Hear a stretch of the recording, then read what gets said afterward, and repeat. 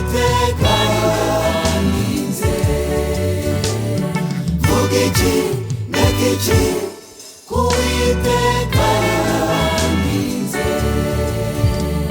Imyaka tumaze ni myinshi, nyamara igira twajyayo. Imiruho n'imibabaro n'ibyago n'amakuba, utwigishe kubara iminsi yacu, uburyo butuma dutunga imitima y'ubwenge, kandi tumenya ibihe turimo.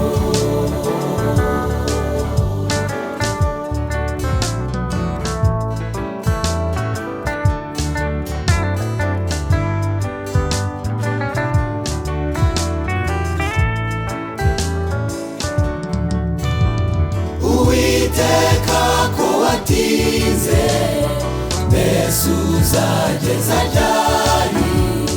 Reba uko tumerewe muri iyi si, dushimishe byibuze ibingana n'iminsi twababarijwemo. Utabare intore zawe, utabare intore zawe.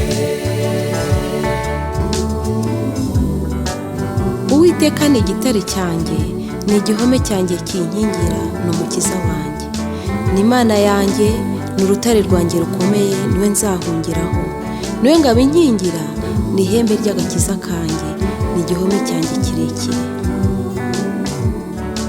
Nzajya nambaza Uwiteka ukwiriye gushimwa, nibwo nzakizwa abanzi banjye.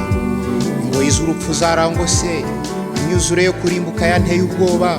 Ingoyi z'ikuzimu zantaye hagati, ibigoyi by'urupfu byantanze imbere. Mu mubabaro wanjye nambaje Uwiteka, natakiye Imana yanjye. Yumvira ijwi ryanjye mu rusengero rwayo, ibyo natakiye imbere yayo biyinjira mu matwi. Nahabwa icyubahiro ku manywa na nijoro, niwe mutabazi n'umukiza wanjye. Kuko Uwiteka atazagera ubwo areka umuntu iteka, naho yababaza umuntu ariko azamugirira ibambe, kuko imbabazi ze nyinshi zingana. Kuko atanezezwa no kubabaza abantu cyangwa kubatera agahinda. Ninde Mana itari Uwiteka? Ninde gitare kitari Imana yacu?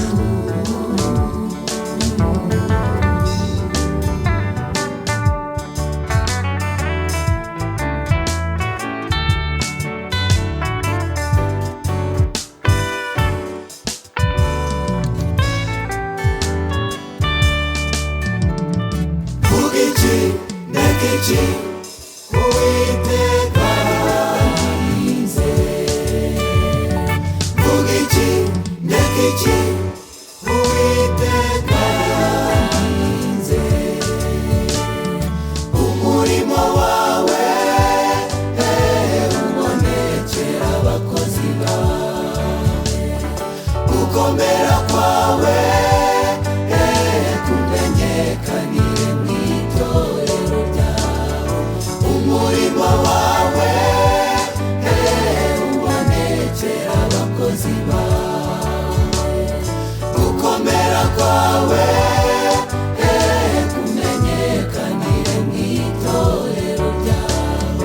Mu maboko yawe niho nshyize ubugingo bwanjye n'umubiri wanjye. Mu maboko yawe niho nshyize ubugingo bwanjye n'umubiri wanjye. Vuga iki ndeka iki